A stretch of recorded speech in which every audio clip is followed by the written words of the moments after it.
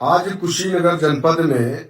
हाटा के अंदर एक मदनी मस्जिद को डेमोलिश किया गया है और जिसके बारे में ये इल्जाम लगाया गया कि ये अवैध निर्माण था या नक्शा पास नहीं था। इस तरीके की बातें सुनने में आई। हालांकि प्रशासन की तरफ से किसी भी तरीके की कोई प्रेस कॉन्फ्रेंस या किसी तरीके की कोई बाइट मीडिया के जरिए से आवाम को नहीं दी गई है, लेकिन मस्जिद के जो जिम्मेदार हैं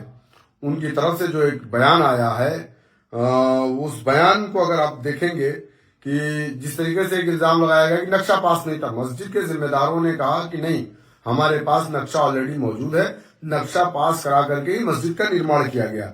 दूसरी चीज, ये एक झूठ कहा गया शासन की तरफ से, जैसा कि उनके जिम्मेदारों ने कहा कि हमने नोटिस दिया 3 मरतबा, इन लोगों ने कोई जवाब दाखिल नहीं किया, जबकि मस्जिद के जिम्मेदारों ने अपने स्टेटमेंट में या उन्होंने मीडिया के जरिए से इस बात को कहा है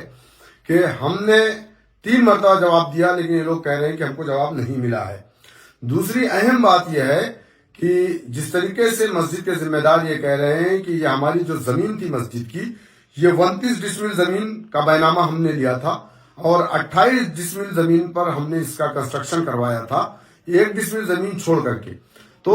अगर हम मस्जिद के जिम्मेदार की बात को माने तो यकीनन वो मस्जिद कहीं से भी अवैध नहीं थी, लेकिन आनन फानन में, जल्दबाजी में, इतवार के दिन यानी संडे के रोज उसको जाकर के बुलडोजर लगा करके, और एक नहीं 6 बुलडोजर लगा करके एरिया को सील करके इस तरीके से उस पर कार्रवाई की गई। ये बहुत ही निंदनीय है। लेकिन अगर इस तरीके की अवैध तरीके से जो आप कह रहे हैं कि ये बनी है, वो बना, ये बना, और भी चीजें हैं देश के अंदर या प्रदेश के अंदर, मेन बीच सड़कों पर है, लखनऊ के अंदर है, आप आइए नाले के रोड पर अवैध तरीके से जो बनी हुई चीजें उसको भी आप तोड़िए, उसको भी हटाइए। इंक्रोचमेंट के नाम पे इस तरीके से आप कर रहे हैं, ये गलत कर रहे हैं, ये निंदनीय है, मैं इसकी निंदा करता हूं।